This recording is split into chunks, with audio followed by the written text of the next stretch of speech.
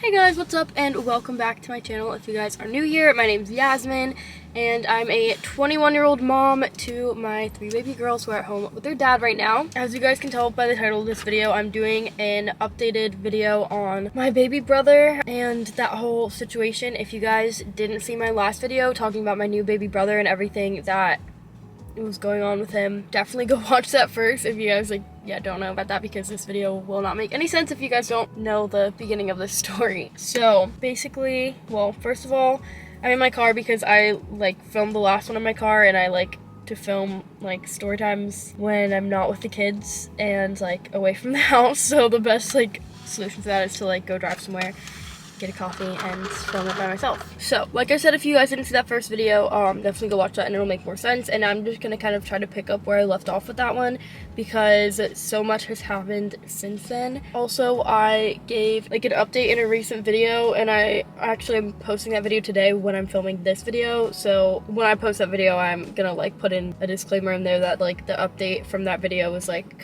was a few weeks ago, and there's way more. I also posted on my Instagram telling you guys that my baby brother wasn't able to stay with family and stuff, so that's what I'm gonna go into today, is all of that. Just a little bit of backstory. Basically, like I had talked about in my past video, long story short is my mom is an addict. She had a baby in the end of January of this year, and she was not allowed to take the baby home because he was born a substance addicted newborn, or I forget the correct terminology, but he was born addicted to the substances she was using. So the hospital sent him home in the care of my grandmother, who she lives with. Basically it's not like her rights were terminated, but she wasn't allowed to, care for him herself. The hospital had to know that he was being supervised by somebody else. It blew up into this whole complicated situation for him because my grandmother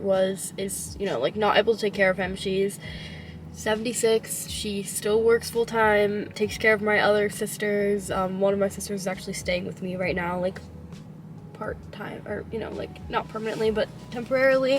And yeah, so she already had a lot on her plate and would not have been able to take care of him, so he was in the hospital for a while because of the issues that he had. The night that he came home from the hospital, I took care of him that whole first night, and then after that my aunt, there was still a couple of nights where I was sort of there. Then my aunt came out from another state to take care of him, and she stayed for 6 weeks, I think, about almost 2 months. She was here taking care of him, and we were going through this whole court battle with CPS and the court system in Maryland and family court system. I'm not sure exactly where I left off in my last video, but I'm gonna kind of try to just pick up from where we left off. Basically, since she had been here taking care of him, we were trying to find a more permanent solution for him, because what was happening was that CPS had granted my aunt, who was living with another relative, and my grandmother, and basically our other relatives, permission to care for the baby and keep him safe at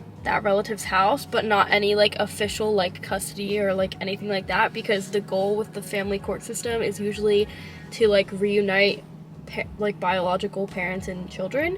So in their eyes is they want my mom to go and do a substance evaluation or whatever, and a drug evaluation, and get sober, and then reconnect with the baby before they just terminate her rights, which is ridiculous in my opinion. I get it, but it's also just so not realistic, because I feel they just can't treat any drug addict parent, they can't just treat them all the same, because I feel there's all different levels of that kind of stuff, and she has been a user for years and years and years and didn't get sober for any of her other kids. So I don't know, it just doesn't make sense to me that they would even Anyway, so basically that's the goal of the court system. So they're not just going to terminate her rights and give the baby to somebody else that easily, unfortunately. So basically my aunt was here just fighting for him, trying to get some kind of solution where she could bring him home with her, so she didn't just have to stay here away from her family and her home indefinitely. She was willing to stay for almost 2 months to try and come to a more long-term solution, but it just it wasn't working out. It's really sad that the judges and everything couldn't just see that this situation is a little unique, and I don't know. So basically, while she was here, she was giving my mom and the baby's dad like visitation, where, you know, like they would meet up twice a week and they would get to see the baby, and, you know, every time that they would meet up, it was just like a joke. The reason that one of the biggest reasons the court couldn't give, you know, like just give custody to my aunt or even to me is because we're out of state. So they won't start exploring out of state relatives until the baby is actually placed in foster care, which is also kind of ridiculous, but like I said, it's to try to keep the parent and the baby close so that they can like keep their visitation and keep their bond, with the hopes that the parents will get their crap together and be able to take care of their baby again. So the only way for either of us to be explored as like actual permanent adoptive parents for my baby brother would be for him to be placed in foster care. And they tried to reason with my mom and, you know, be like, listen, like it's either you have to agree to like somebody else having him and not just like my aunt taking care of him at our relative's house and being away from her family. So like it was either she had to agree or he was gonna have to go to foster care. And she literally said that she would rather him be in foster care than send him with my aunt, or I guess with me, just out of pride. So, you know, she would rather have him sent to a random family than be with his biological family, like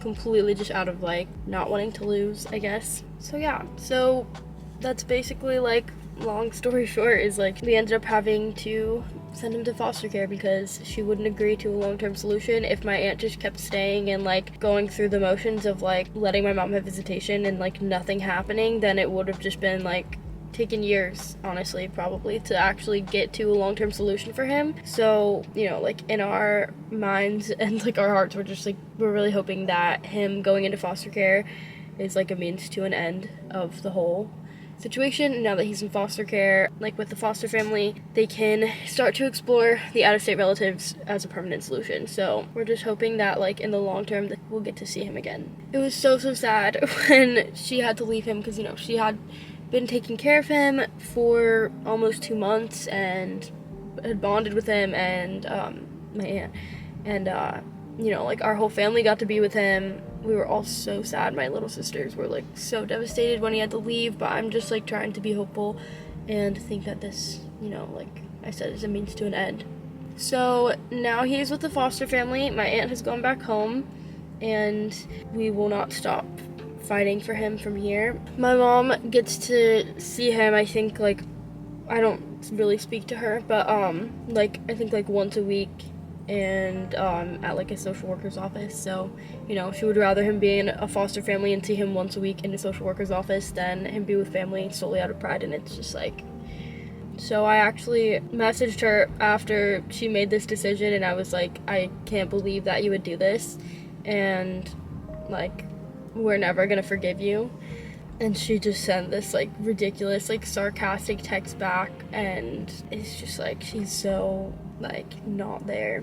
But yeah, so now what we're dealing with is, you know, she still is at my grandma's house and is kind of refusing to leave. My grandmother's working on trying to sell her house and move on from like the hell that she's been dealing with for the past like decades of, you know, like my mom and her problems. And for right now, my sister is kind of staying with me and we're kind of trying to work on getting my mom the out of my grandma's house and helping my grandmother move out, packing all of her stuff. So that's the current situation, is that we are trying to help my grandmother deal with that, and now it's just kind of me and Logan here trying to help her because, you know, like my aunt went back home and we're just trying to do the best that we can to like kind of put an end to the situation. And hopefully, you know, my mom will choose to go to rehab and get better, but realistically we don't really know if that's ever gonna happen. So yeah, so like I said, I think a lot of people were asking like, you know, like why didn't I just take him, or like why wasn't I allowed to take him and all that stuff, so that hopefully clears up everything about like why my baby brother wasn't able to be with me. And we like had thought about that as a solution, like having him just come and be with me, when like, you know, we found out that it just like legally it was really complicated, and like my mom basically has to be the one to agree because like her rights aren't terminated, she still has like a say in like what happens with him and everything. So yeah, so I mean we thought about that being an option, but like it just didn't make sense.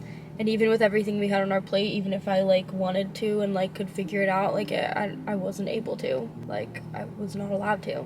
I miss him, and I just hope that, you know, like I have hope that any foster family that is taking in newborn little babies is gonna be like a good family. So I really hope that we can see him again soon. I'm gonna be so sad if it's like, you know, like the last time we saw him he was like what, like 2 months old.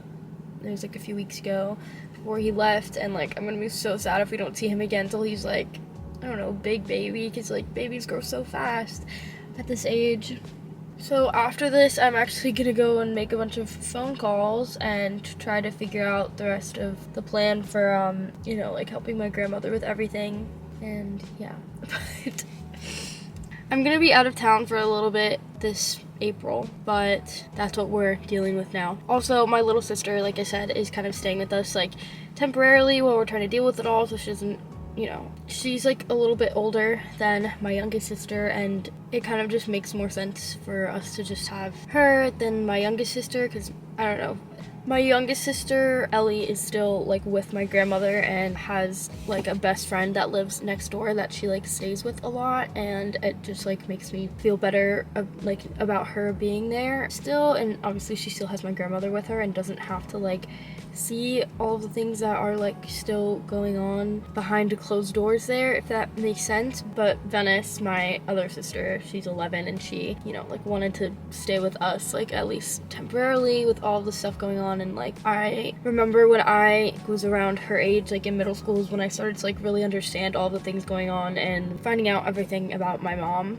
and like understanding it more. So I think this is like good for her to be able to be with me, and I can talk to her about everything and like validate all of her feelings about everything. And yeah, I'm just glad that she is with us for right now. Anyways, I'll try to like keep updating a little bit on the situation, because obviously it's gonna be like a big part of our lives for the next like few months, like trying to help my grandmother with everything. Thank you guys so much for watching this video. I hope it cleared some things up, and thank you guys for all of your support and everything throughout this whole situation. It's a lot to like share all of this.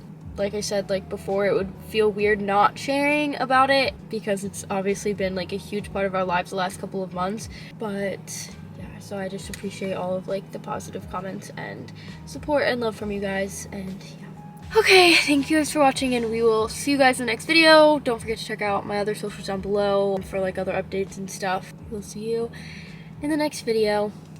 Bye.